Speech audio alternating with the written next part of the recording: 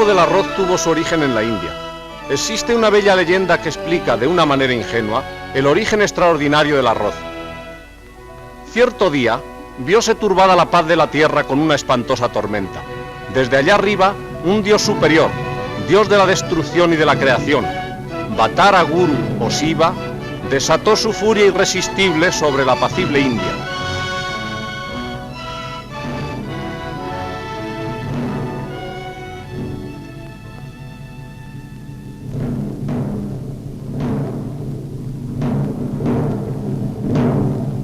Y ocurrió lo extraordinario. Nació por efecto de un rayo la pequeña doncella Redna Dumila o joya radiante. Shiva se enamoró de ella y quiso hacerla su compañera, buscando en la pequeña Redna un poco de encanto que endulzara su vida terrible. Pero la joven doncella exigió un alimento capaz de deleitarla y vigorizarla en su débil salud. Era tan frágil junto a tan poderoso Dios. Pero ni Shiva, con todo su poder, ni sus 100 doncellas consiguieron encontrar el codiciado alimento. Y un día, la pequeña Redna Dumila murió.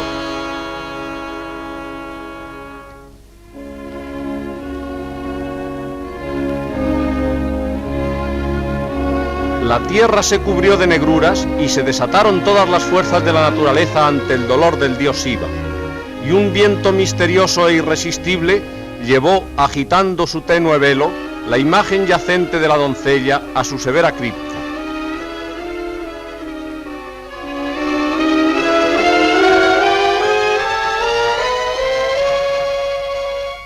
Y allí ocurrió el prodigio. Tembló la tierra y surgió al mundo una nueva planta.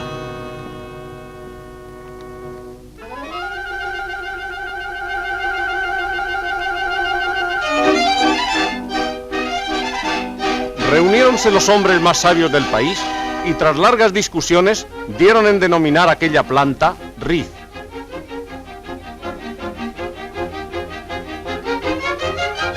Comprobaron su gran valor alimenticio y decidieron lanzarlo al mundo para que la tierra recibiera los granos de arroz y los hiciese fecundos.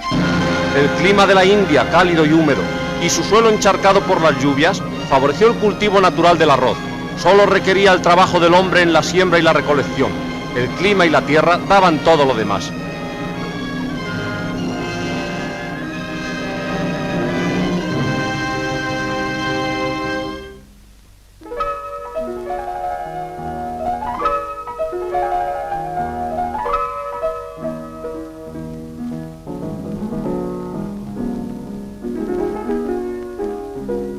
Desde la India, en el valle del río Ganges, se extendió el cultivo por el valle y desembocadura del Yangtze-Kiang y luego por todas las islas del mar de la China.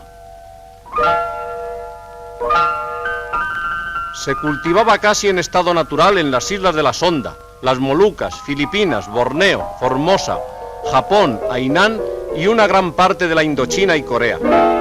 Es tal la abundancia y la facilidad con que se da el arroz en estas regiones que ha llegado a constituir el alimento fundamental de unos 800 millones de seres que lo toman hervido.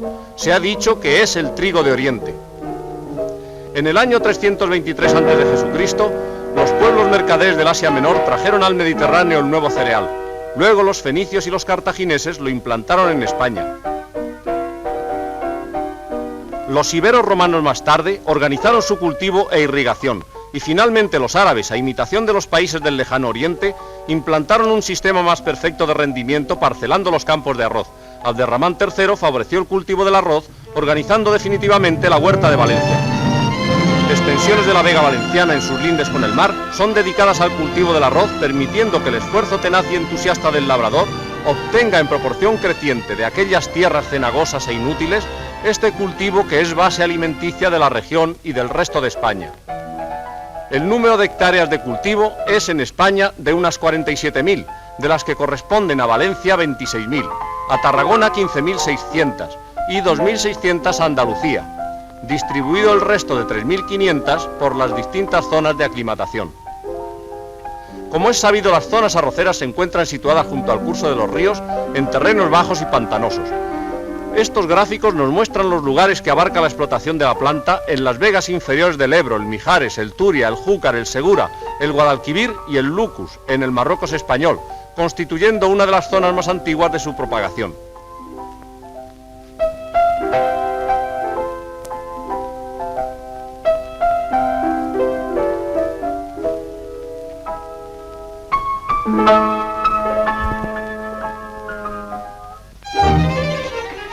La obra de organizar y encauzar esta riqueza fue iniciada con genial intuición por el general Primo de Rivera, con la creación del que se llamó Consorcio Nacional Arrocero, que coordinaba los intereses de la agricultura, industria y comercio arrocero para superar los problemas que amenazaban a esta riqueza nacional con una catástrofe económica. Con estructura más perfecta y acorde con los tiempos actuales, se encarga hoy de ayudar, proteger y estimular a cuantos de la riqueza arrocera viven el Sindicato Nacional del Arroz, en el que están integrados el ciclo productor agrícola y el ciclo industrial, formados por las federaciones de agricultores y la de industriales arroceros de España. La organización sindical del arroz, pese al volumen y complejidad de sus funciones, es una de las organizaciones más perfectas de España, gracias al entusiasmo y competencia de un grupo de españoles. El desvelo constante, el amor a la tierra y al laborioso agricultor que la trabaja en el presente y una fe en el futuro de la patria han hecho posible a los hombres del sindicato resolver los problemas que han tenido que afrontar a través de sus múltiples funciones, con la colaboración de la Federación Sindical de Agricultores Arroceros, que asume la parte técnica de ayuda y protección al cultivo arrozal.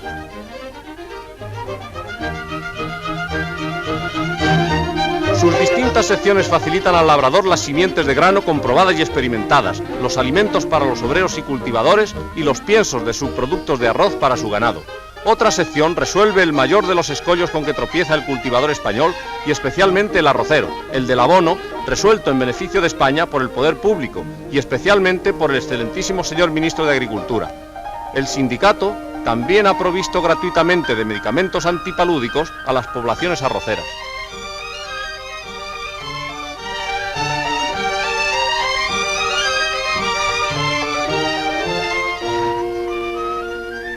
La importancia de esta organización modelo se ve claramente en este gráfico estadístico que alcanza la cifra total en España de unos 40.000 cultivadores de arroz.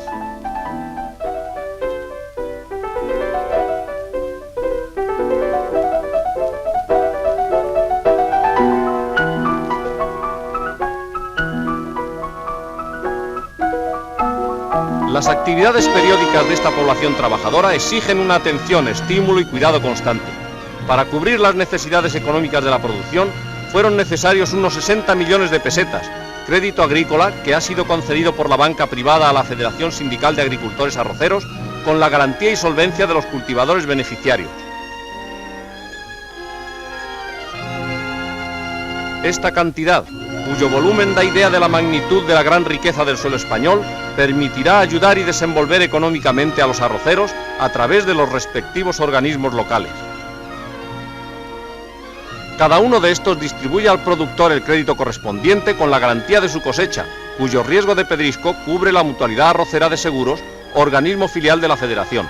Opera como mutua pura, cobrando cuotas de previsión menores a las tarifas de primas oficiales. Los siniestros pagados en un año alcanzaron la cifra de 1,5 millones de pesetas. Los anticipos de crédito son reintegrados del producto de su trabajo después de la campaña por estos hombres cuyo prestigio y seriedad son la base del desenvolvimiento del sindicato. En cualquiera de los sindicatos locales más modestos, el arrocero percibe el préstamo que le permitirá comenzar las tareas más costosas del cultivo.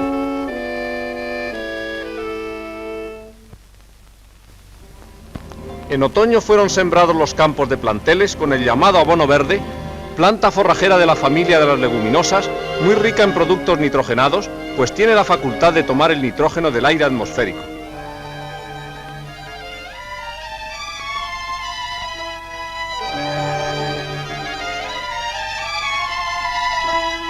Comienza enseguida el contacto del arrocero con el agua, que ya será elemento inseparable en todas las fases del laboreo. Hay que revolver la tierra, nivelar la superficie para que no haya hoyos ni prominencias. Todo esto es lo que el arrocero levantino conoce por fanguechá del plantel, por estar desenvuelta a través del primer fango o barro. Más de una vez, en esta dura labor de la fanguechada, es sustituido el esfuerzo de la bestia por el afán del hombre, utilizando todos los recursos de su ingenio y poniendo en funcionamiento todos los útiles primitivos.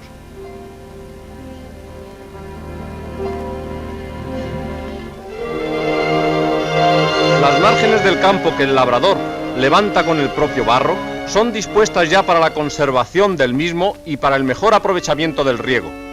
Un aplanado final del terreno y ya tenemos preparada la tierra para recibir la semilla del arroz.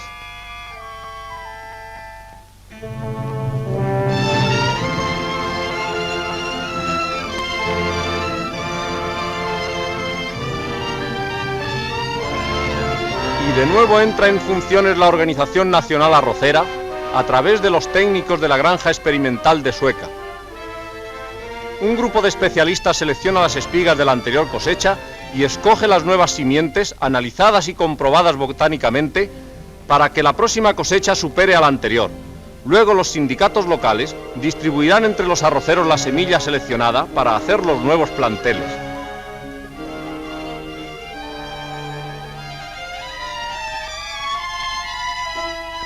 Y empieza la siembra. Es el gran momento de la iniciación y esperanza del agricultor. Preparado el plantel, un hombre siembra a voleo el grano, con matemática precisión, cuidando de no pisar demasiado el terreno y siguiendo una línea recta. Del lanzamiento exacto del grano depende la mucha o poca acumulación del arroz en su crecimiento, relativamente rápido, cosa de un mes.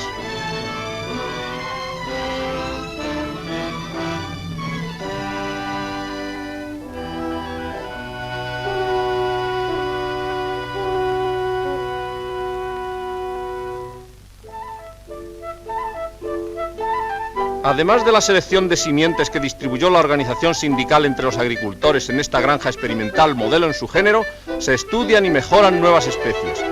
Las variedades de arroz son infinitas. Basta decir que solo en la India se acercan a las 8.000, siendo las de más antigua aclimatación en España las variedades Bomba, Bombón, Amonkili y de nueva implantación las llamadas Benlloc, Americano 1600, Precoz, Bombilla, Saigón, Insen por Tremensino, Sueca, Sollana y Valilla, algunas de estas obtenidas como fruto de las experiencias en la estación arrocera de Sueca. Estudiadas las características más interesantes de especialidades distintas, producción, fragilidad de la paja, longitud del tallo, volumen de los granos, resistencia al frío, etc., la ciencia se aplica en obtener continuamente nuevos tipos mediante la hibridación artificial que vemos a ver gráficamente. En la flor del arroz podemos observar, gracias al dibujo animado, todos los órganos de la planta.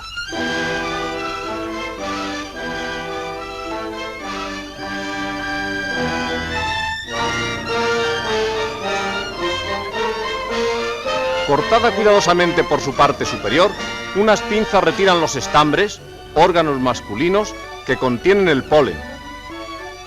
Y sobre el pistilo u órgano femenino se depositan las anteras de los estambres seleccionadas de otra flor. Las flores tratadas con ese minucioso trabajo se protegen de otras fecundaciones naturales, recubriéndolas con un cucurucho protector de papel fuerte.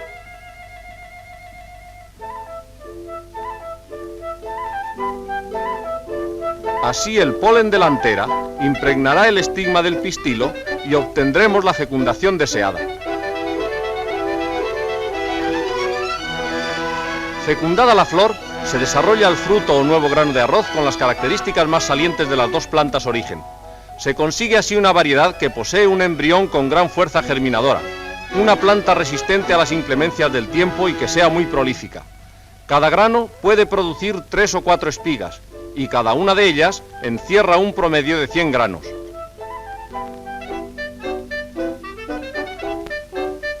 Así se ha conseguido que el cultivo del arroz en España sea el primero en el mundo en intensidad de reproducción, en su cultivo y en superioridad alimenticia.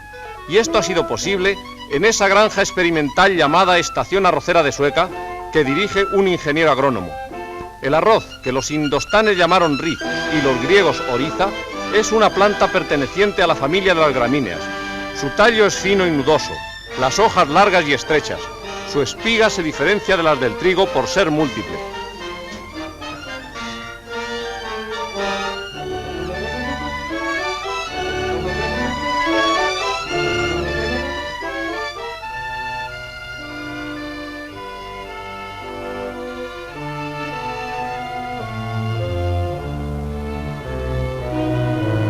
Durante el mes de marzo, paralelamente a la preparación del plantel, comenzó a disponerse la tierra para el trasplantado de aquel.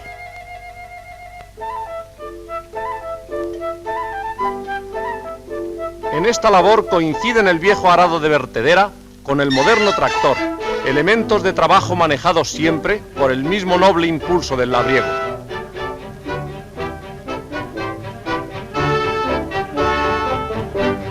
Pero si dura y paciente fue la tarea del plantel, no lo es menos la que requieren las tierras en que ha de trasplantarse el arroz. Se hacen repetidos abonos con materias nitrogenadas. Es preciso preparar la tierra para que, tomando los productos nitrogenados, sea más fecunda. Luego, cuando se eche el agua en los marjales, habrá que realizar una fanguechada más que terminará de desmenuzar la tierra y la reducirá a un estado coloidal apto para la asimilación total del abono.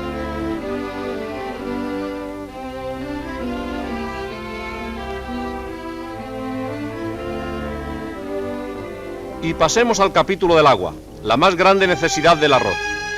El río Júcar es en Levante la principal arteria hidráulica del arroz.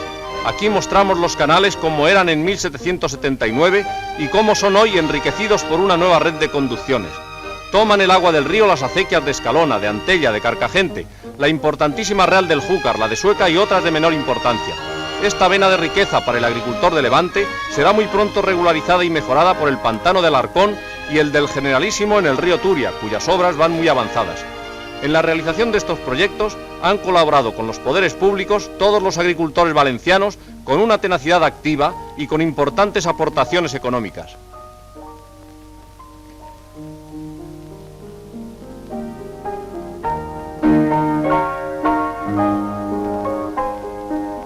Centenares de acequias extienden sus brazos por todos los arrozales, pero también estos canales tienen sus exigencias y cada año será preciso dragar, abrir, desembarazar estas acequias del limo del fondo que las obstruye y con el fango extraído rellenar nuevos espacios que el año próximo se dedicarán tal vez a nuevos arrozales.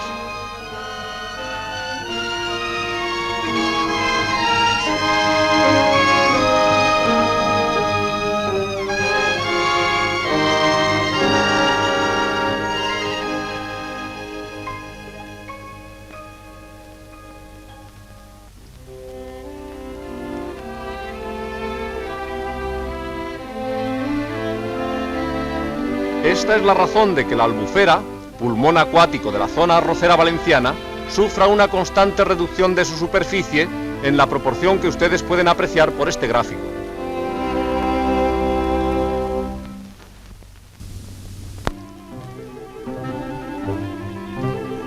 Ha llegado mayo. Ha llegado el momento solemne de echar el agua a los campos de arroz. Sin ceremonia, pero con cierta emoción, se abren las compuertas de las presas de Antella, Escalona, Carcagente y la importantísima de la acequia Real del Júcar.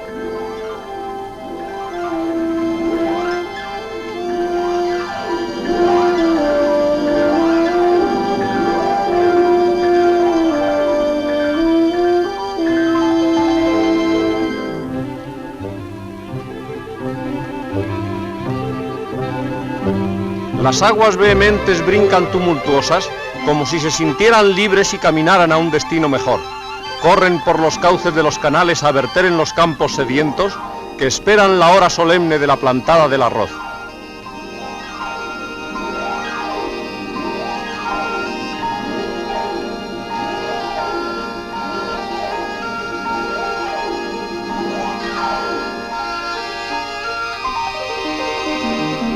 El agua ha de llegar hasta el último rincón de la huerta, salvando desniveles y allanándolo todo.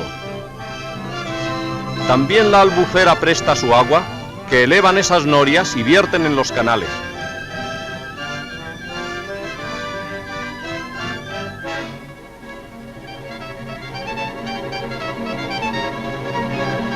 Ya han quedado cubiertos por el agua todos los campos.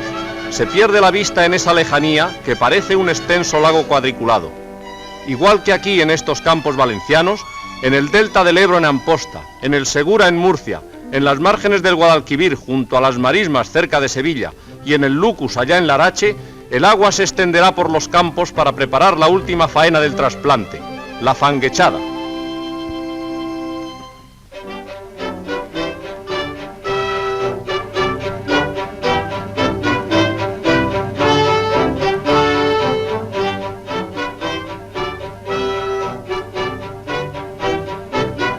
Carros de combate en la batalla de la paz, los tractores invaden esos campos de agua. Es la última vuelta a la tierra. Sus ruedas especiales batirán la tierra con el agua hasta conseguir un barro homogéneo, hasta formar una superficie perfecta y un fino limo, sobre el que han de plantarse los endebles tallos del arroz crecido en los planteles.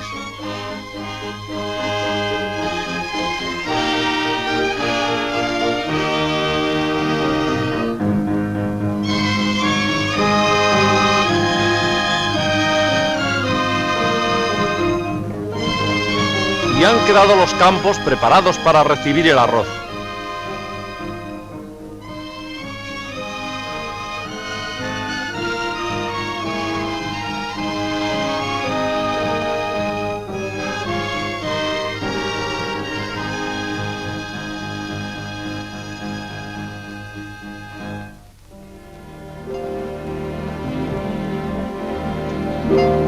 Entretanto, los planteles han llegado al crecimiento deseado tras el cuidado y el intenso abono, el agua y el sol caliente de levante.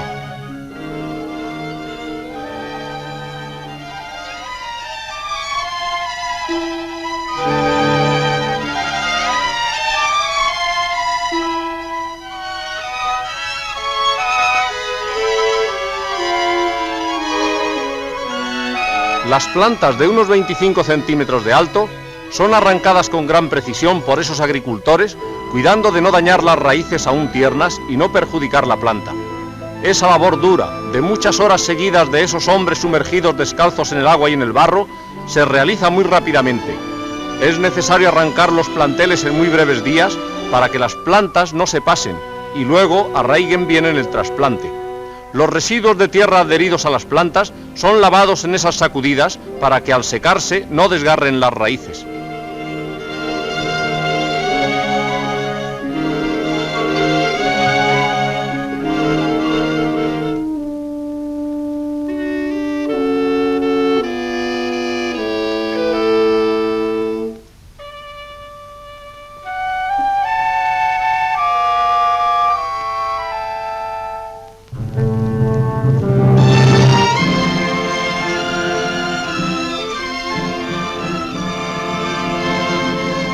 Las garbas son transportadas utilizando los canales, los carros, las barcas y los trineos con patines a otros terrenos y luego son distribuidas por toda la extensión de los arrozales y colocadas con cierta ordenada simetría.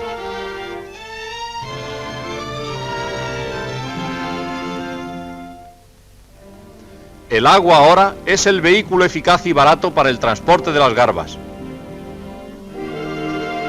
Y el encanto del campo vuelve a tomar forma en ese barquero que acciona la pértiga y desliza su barca plana por los canales.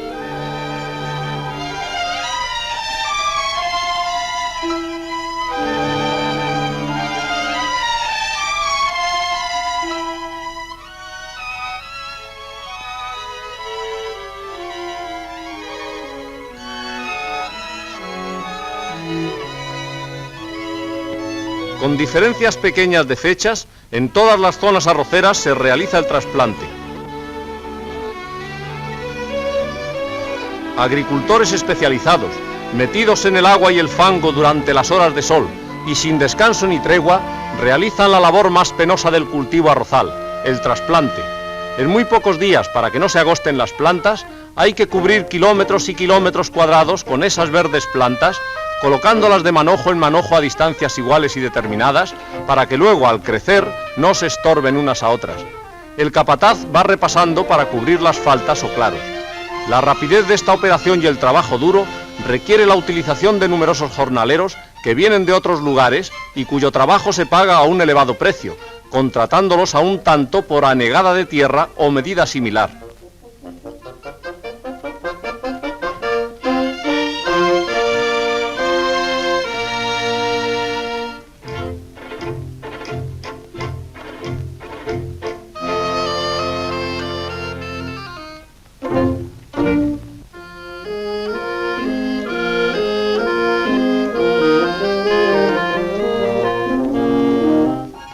Después, en pleno verano, será necesario eliminar repetidamente las plantas dañinas. Es lo que en Levante se llama la virbá, análoga a la escarda en Castilla.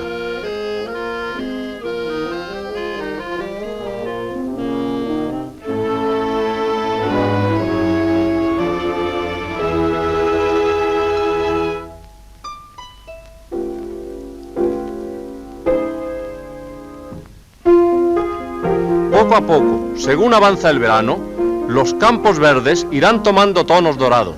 Las espigas granarán y madurarán los frutos, mientras los campos se desecan o enjugan las últimas aguas.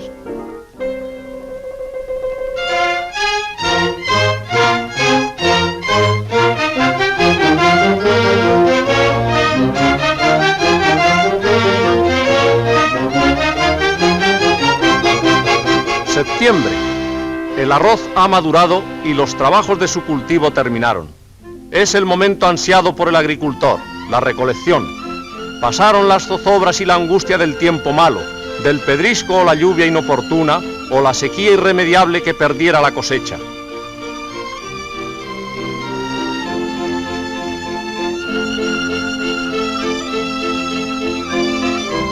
Cuadrillas de segadores, afanosos y activos, se desparraman por los arrozales para segar el arroz rápidamente.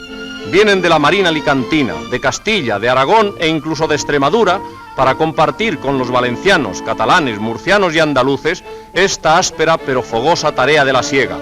Ahora hay que soportar encenagados en el barro el sol abrasador del verano.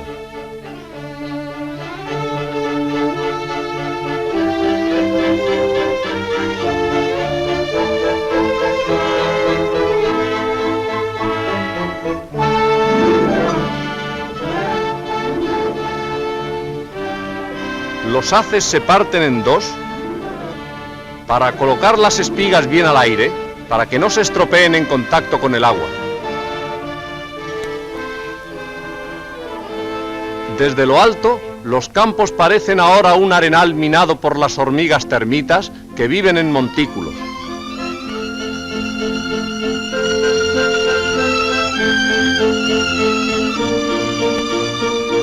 Desde el aire, los arrozales parecen un tablero de damas irregular, cruzado por los canales y salpicado por los caseríos y las barracas blancas.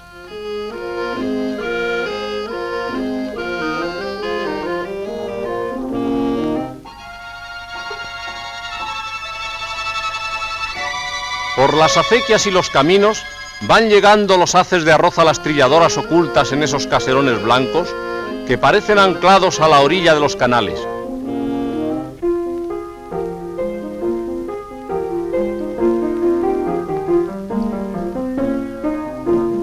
Después de la espera de un año, las trilladoras van engullendo insaciables las brazadas de arroz. En su sencillo mecanismo interior se separará la paja y el grano. La paja será llevada para su aprovechamiento a otros lugares.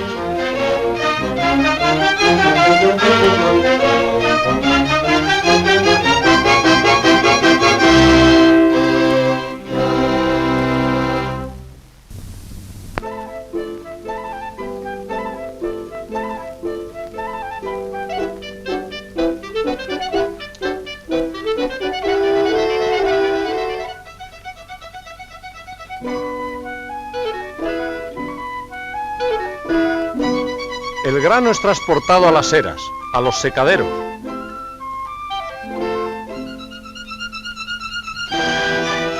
Y aquí en estos secaderos está todavía sometido al rigor del tiempo.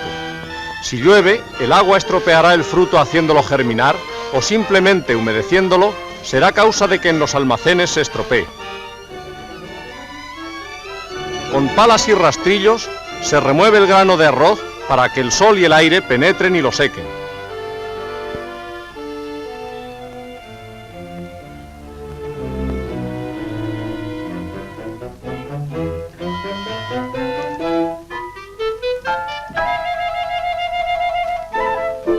Luego, con esos cajones, se arrastra y amontona para ser transportado a los almacenes.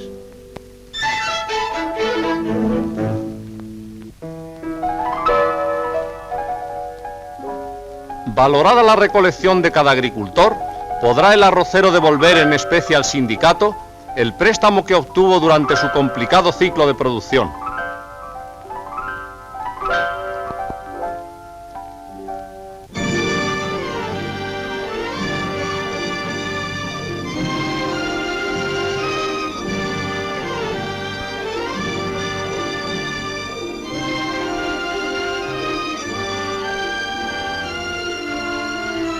Del almacén o silo son cargados los sacos en carros.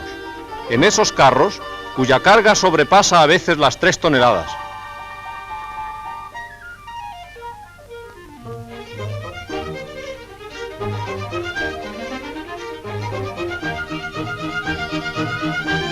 Es muy importante la colocación de tan pesada carga y su atado para no desequilibrar el carro.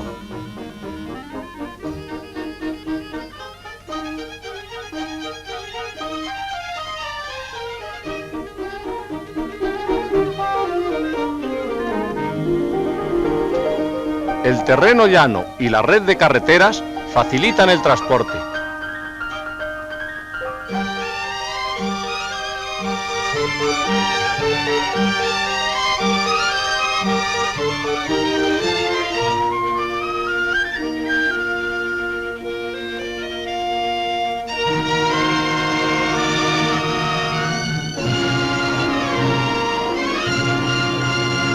Todos los caminos y los canales son ahora recorridos constantemente por carros y barcas, llevando a los molinos el arroz.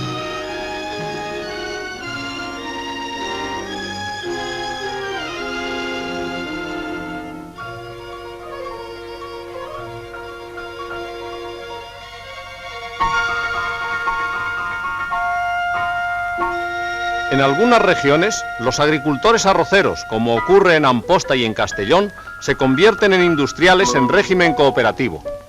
En numerosos casos, la cáscara del arroz sirve para, quemándola, facilitar la fuerza motriz que pondrá en marcha el molino, porque aquí todo se aprovecha, como puede apreciarse en este gráfico, en el que no se incluyen otros subproductos de la paja contenidos dentro de las transformaciones de la celulosa.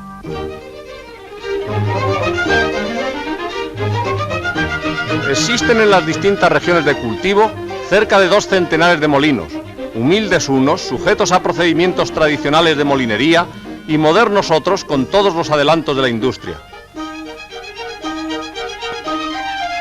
En el molino sufre un proceso de transformación el arroz cáscara en arroz blanco.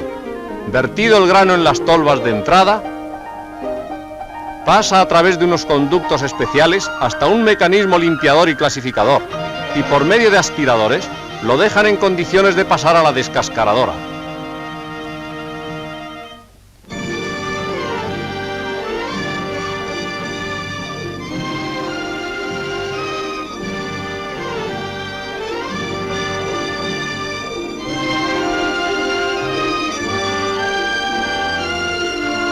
Esta tiene a su cargo el cometido de despojar al grano de su envoltura. La operación es tan curiosa como eficaz. Luego, otras máquinas desprenden el embrión del resto del fruto para que éste se conserve mejor. Aquí se produce el subproducto denominado esquellat, del nombre regional de la máquina, que es el de esqueladora.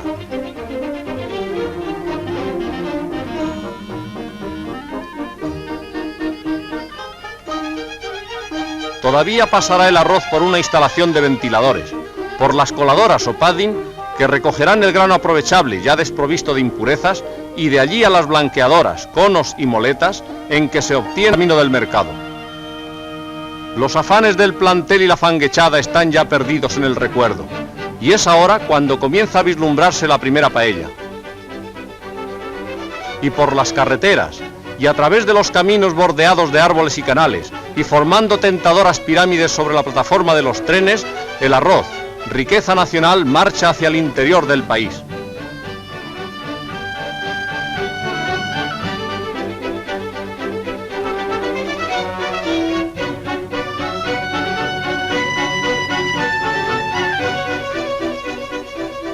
Y busca los puertos para ir a otras regiones costeras españoles y países extranjeros que le aguardan como un preciado manjar. Una estadística sobre el consumo medio del arroz arroja en época normal un índice de 7 kilos por año y habitante de España, si bien actualmente en la práctica este porcentaje queda reducido a 5 kilos por diversas causas.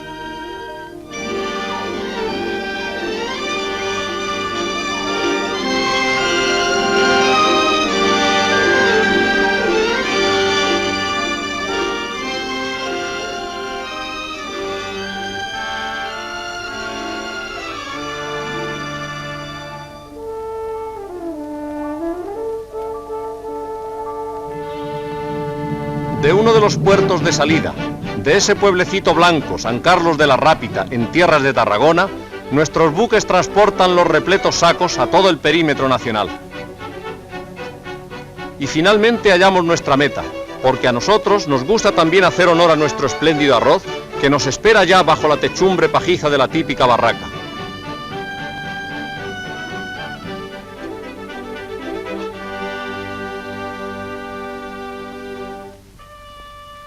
Pero antes de empuñar la cuchara de madera, recordemos el valor nutritivo del grano que vamos a consumir, sin contar los ingredientes que no son tampoco de despreciar.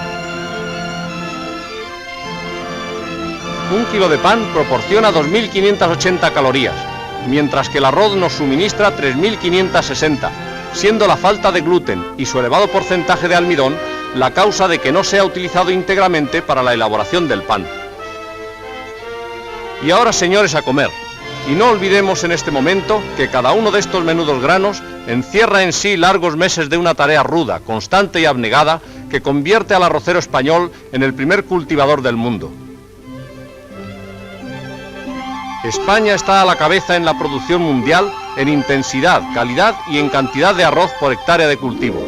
Y esto ha sido posible gracias a la colaboración del agricultor y a la protección del Estado a través de sus organismos sindicales y técnicos, cuyas máximas de intensidad en el trabajo y sencillez en la organización, dictadas por la Delegación Nacional de Sindicatos, han llevado a España a la vanguardia de la producción, cumpliendo así la consigna del jefe del Estado de producir y producir.